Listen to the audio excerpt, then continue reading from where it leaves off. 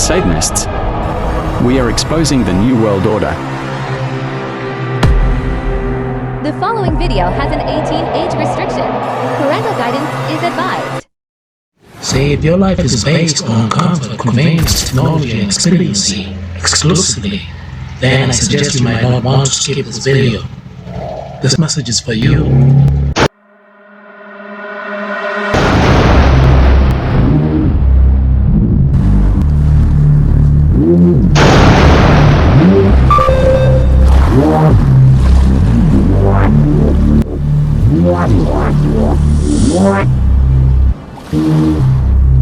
Okay, let's try and get you settled down before we get started. Artificial intelligence performs on a pre-programmed algorithm and data input. Computers sort of generate their own information.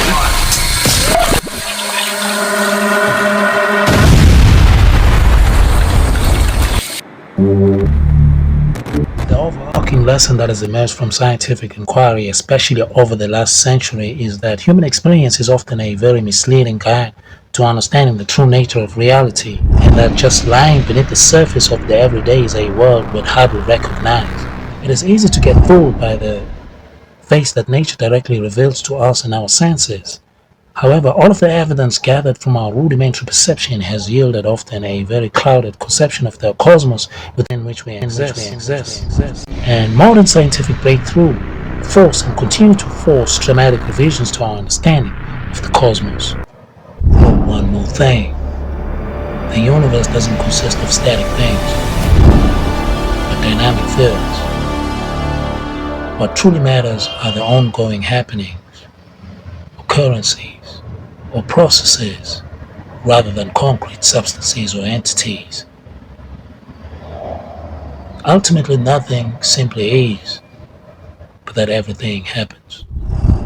Don't give up your mind.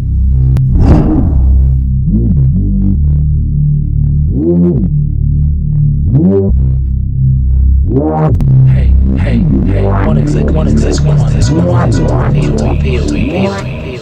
quantum field, quantum science, and quantum quotation. Well, just as we cannot remove the laws of physics from the third dimensional universe, we cannot remove the quantum field that permeated. And just as traditional digital computers process information logically or sequentially, but struggle when it comes to tackling problems which require rather exploring various multiple possibilities simultaneously. This highlights the limits of classical thought, classical philosophies, and the classical sciences when paired with quantum consciousness theory, which harnesses the laws of quantum mechanics derived from qubits, which can exist in multiple states at once, allowing classical or quantum computers to explore numerous possibilities at once. Google's latest venture project into the quantum space and quantum computational systems has already caused stirs, sending multiple shockwaves across a vast, diverse network of industries.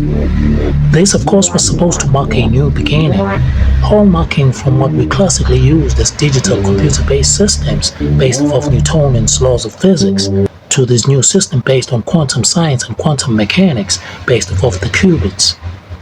But this project was met with a hot slap in the face, and they were forced to shut it down. Well, at least temporarily, sources from Google said. Let's get one thing straight, and here I'm paraphrasing and echoing the sentiments of Yuval Noah Harari, that AI, it is not a tool, but an agent. The technology that is now getting ready to being rolled out into the public spaces is going to redefine the way that people have explained reality and how they have related with others and themselves deeply within their own soul and spiritual essence.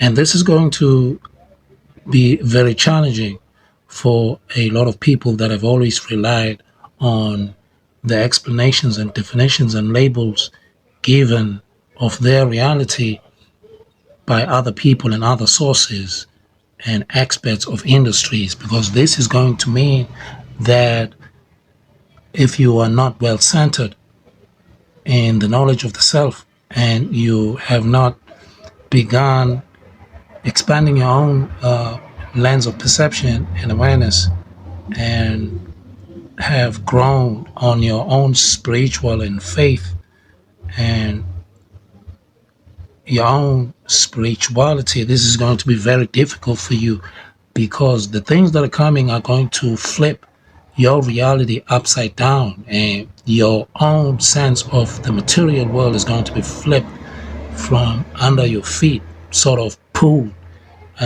from up under you, and you'll be required, each and every one of us, to redefine your own reality and be able to pull yourself up by your own bootstrings, so to speak. This is the next level of technology that is going to define for a whole lot of people whether they are going to go with the transhumanism and the brain-computer interfaces that are so invasive, and a lot of it is going to overpower a lot of people, not only spiritually but psychologically, in that they will be forced to enter into this new world and compete in it, not realizing that they will be doing that in expense of their own soul and their own reality, and that everything from then on will be redefined and repurposed, and their lives will be changed forever. And I do mean forever, in the sense that this will be the defining moment for the future of those people facing these critical mountain changes that will change their own history and change their future into one that is being matched with technology and machines, and releasing and relinquishing any form of autonomy and self-determinism and liberal values that have marked the human experience up to this point. So inform yourself, stay grounded, and learn what it is valuable for you to still hold up as a view that is healthy about your world and what it means to be a human in this day and age. Remember, love is the only thing that holds and bounds everything together, and especially with the divinity within, that is the light of God that is alive within each and every one of us. You can always rely on that. Don't rely on external forces. Rely on the light within, and understand that you do have an upper self, the upper essence of yourself that is connected to your true being, which is not the one that is confined within this pre-material and this physical vessel, but that you do have essences that are subtle in nature that will connect you to the greater collective spiritual evolution, which we form a symbiosis of as space-time continuum in this 15-dimensional quadrant, as we evolve organically into the higher realms of expressions of the true living ancestors of the divine light and sound continuum, always with love and respect. Error. Scientists or physicists are not philanthropists. They formulate ideas, theories, and make propositions, and at times conduct a ton of experiments to verify their claims. And hell, they may even get a Nobel Prize for it. Just remember, they do get paid like everybody else to do their job. Number 2, if you're so convinced about whatever truth you have uncovered about reality, why do you bother so much trying to get people on board with your ideas? Don't this remind you of religious indoctrinations? Anyways, no matter how deep they've buried the truth, it will always find a way to float up back to the surface.